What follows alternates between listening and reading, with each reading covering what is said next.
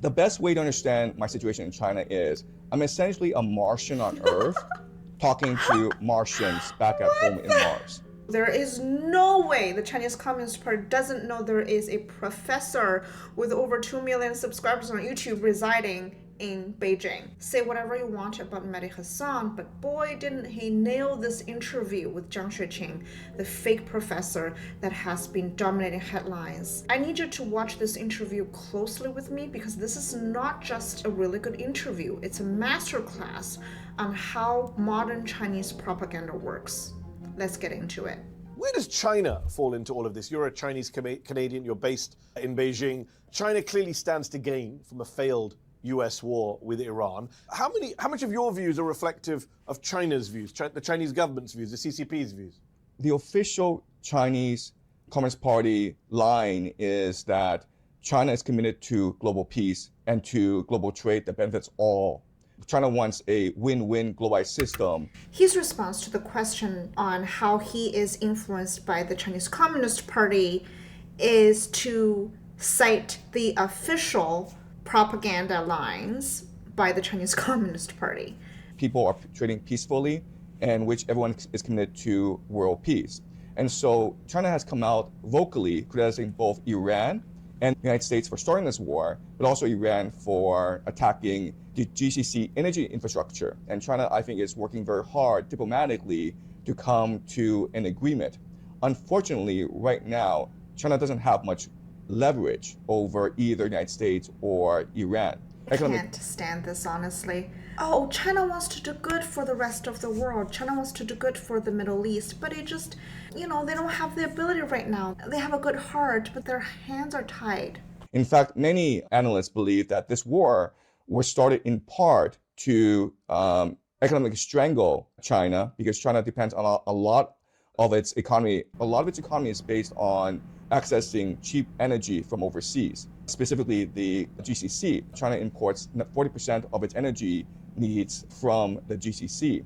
And so if the GCC were to stop energy production, then the Chinese economy would be in a lot of trouble. And this would give Trump a lot of negotiating leverage over China in the upcoming talks. He's not the only person who's saying this, but he is definitely a big advocate on this theory, the theory that the Iranian war is not about Iran, even though Iran has basically waged a war on its own citizens, and the fact that Iran has this alarming level of nuclear weapon, that's not why. They don't want you to look at Iran as if they did something wrong. They want you to think that China is the victim of all of this. They want you to feel bad for China. For mid-May. And I believe that what's going to happen is that because the Chinese are extremely pragmatic and very business-oriented. My God, if you can hear the propaganda lines here, I don't know what to tell you. It's just so obvious, right? Everything he said so far, the win-win strategy, somehow that China is a peacemaker on the world stage, and that China is pragmatic and business. I think he plays into that stereotype of what the Chinese government or even the Chinese culture is really about, that we don't care about ideological wars, we just want to do business because Chinese people somehow only care about money. It's just so deceiving. I think that Trump and China will sign a landmark deal where China agrees to buy a lot of energy from North America. You're full of praise for China's role in trying to get peace in the Middle East. Here's what I don't get. You were caught filming protests by Chinese workers, famously in 2002 as a freelance journalist at the time. You were suspected by the Chinese government of spying. You were deported from China. How did you get back into China? And why is it, some of your critics say, you have so little to say about China's role in all of this geopolitics? Is it because you're not allowed to currently? So when I started as a young journalist, I was subcontracted by PBS to do a documentary on China's WTO entry. And one major issue about China's WTO entry, of course, is worker rights. I covered this in my last video over here about the backstory of Professor Jiang. And by the way, if you still don't know it by now, he is not an actual professor. He just calls him a professor on the internet. And the only reason that he is allowed to film YouTube videos in the capital of an authoritarian regime and talk about geopolitics, it is not because the Chinese Communist Party somehow does not know the existence of Professor Jiang. I want to emphasize this is the only possibility for a high-profile YouTuber to be stationed in Beijing. The Chinese Communist Party know that Professor Jiang is helping them. There was a major restructuring of the state-owned enterprise system. So I was dispatched to northeastern China to film a worker protest. Unfortunately, the place was swimming with police spies, and I was arrested and interrogated for 2 days. I was held incognito for 48 hours, which is the maximum by Chinese law. And I signed a confession saying that I was a reporter and working in China illegally as a reporter, and the decision was made to deport me without charging me with any crime. And so I was allowed to come back into the country, but I was deported. If they suspected you being a spy, how did they let you back in? China's not known for being that trustworthy. I love that question. That is a very good question. They suspected me of being a spy, but after a 48-hour investigation, after doing a thorough background check on me, they concluded that I was not a spy, and I was a journalist working to film in a worker protest. But it wasn't just 2002. In 2017, you wrote an op-ed for CNN.com. China's Communist Party, you said, maintains its iron grip on power by controlling what's said in the media and what's taught in the classroom. Do you stand by those views from less than a decade ago? So in 2017, when I was asked by CNN to write an op-ed, I did stand by those views at that time. This is very important. This is the part people in the West don't understand. You might ask, oh, if he's such a puppet of the Chinese Communist Party, how come that he's criticizing the Chinese Communist Party on CNN, a Western media platform? I'm going to do my best to explain, because one of the reasons I started this channel is to sort of bridge the gap between the English world and the Chinese YouTube world. There was actually a leaked recording from a Chinese Communist Party recruiter.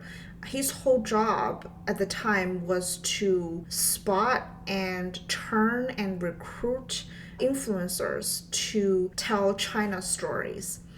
And in the recording, this specifically asked the influencers, especially those who have been critical of the Chinese Communist Party. So they actually asked them to maintain 20% of the criticism that they have, just to seem neutral, objective, and I guess believable. This is what I call the 80-20 propaganda rule. And the 20% for criticism is something that's so obvious that, you know, if you deny, it would make you less credible. So things like, oh, does China have a firewall? Yes, they do.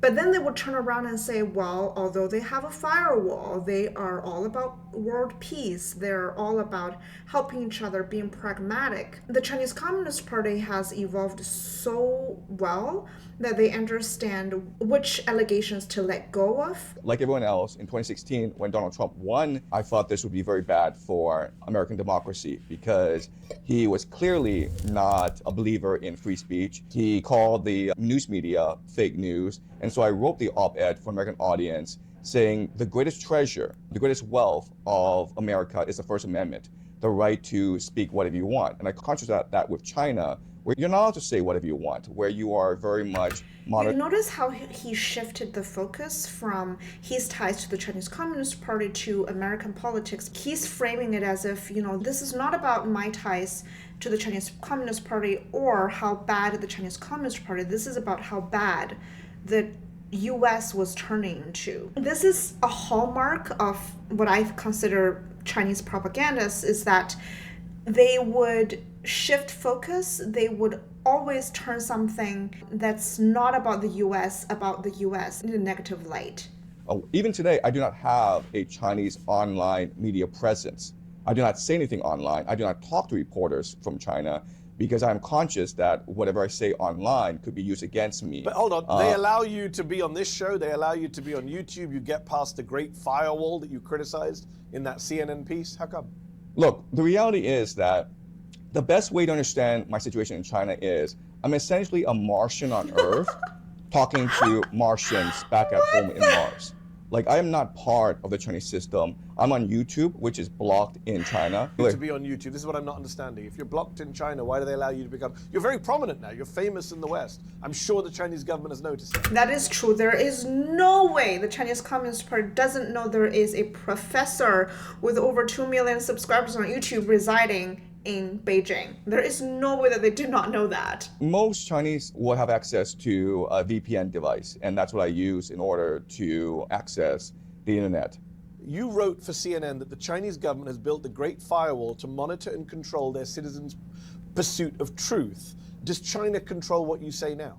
China does not control what I say because I'm not talking to Chinese people. I'm talking to Westerners. Hold on, but that's what most people would say is China's great benefit. They might see, your critics might say, they're using you as a propagandist to come and say this stuff about Iran and the US on behalf of China. That would be what your critics would say. I don't know how to explain this to you guys, but as someone who understands the Chinese language as a native speaker, influencers like him are not uncommon. The only difference is he speaks fluent English. A lot of the arguments that you hear by Professor Jiang are consistent with China's domestic propaganda. So it's a very bizarre experience for me to watch someone repeat that in another language and have people in the West be fooled by him. He is teaching all of you how to think about geopolitical issues when he himself is in the capital of one of the most authoritarian regimes in the world. I do not understand how come that people do not see that. I went to Yale and I received a very rigorous classical education. But what I discovered in life is that what I was taught at Yale doesn't really apply to real life.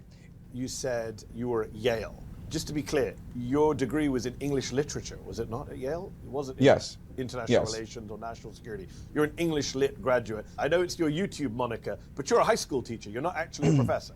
I'm not a professor. I never said I was a professor. It's the internet who called me professor. Hold on. You don't call yourself Professor Jiang on your YouTube channel. I do now, but when I first started out, if you go way back to my early When days, you first started out, you do call yourself Professor Jiang and you're not a professor. look, there's a guy on the internet who calls himself the God.